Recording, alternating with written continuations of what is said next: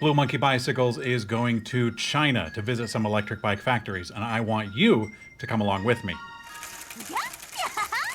For real though, I'm going to be reading all the comments to this video before I leave, and I'll be taking questions from the comment section to ask the factories in person.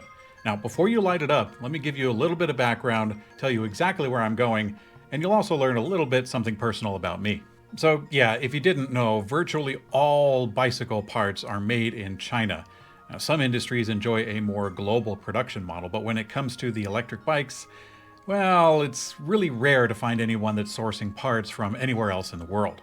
So it does get a little bit nuanced because there are like frame factories elsewhere, and also there's a lot of final assembly that gets done in the finished country. So yeah, it's not like an iron rule, but it's really close.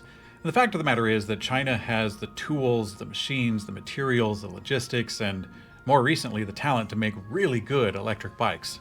I got to see some of this firsthand when I went on a similar trip back in 2018.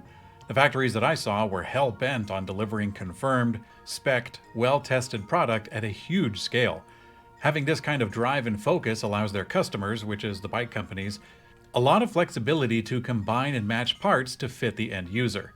Now, most consumers have only a slight notion of how this all comes together, because electric bikes are a lot more like a hamburger than you may realize. And of course, that's a silly thing to bring up, but a burger joint is not going to grow their own produce, mill their own wheat, churn their own butter, and, raise their own cows. If you're lucky, you might find a place that does one or two of those things, but by and large, restaurants buy their ingredients, and electric bike companies are very similar in that way. I mean, take a look at any bike, not just electric, but take a look at any bike, and you'll see all sorts of little brand names all over the tiny little parts. The display, the motor, the cable, the battery case, the controller. Each of these brand names has a story, and that's where we're going, together. We're going to be spending most of our time in the Yangtze River Delta, which is this area right here. This is also known as the Greater Shanghai area, or the Shanghai Megalopolis. If I remember right, I think it's like a fourth of China's whole economy, possibly more. So although Shanghai takes the crown, each one of these adjacent cities, like Suzhou, Hangzhou, Wuxi, each one would totally dwarf most US cities. Now, there is one more factory way up here in Tianjin. That one's on the list. We're actually going to be going by bullet train to go back and forth, like 260 miles an hour or something.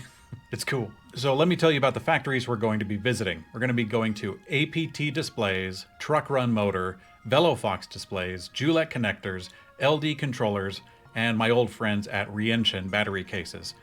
We're also going to be checking out a few bikes and seeing the operations at Uniro, which, if you're curious, is the company that's sponsoring this trip. Now, there is a chance that another company is going to join in at the last minute.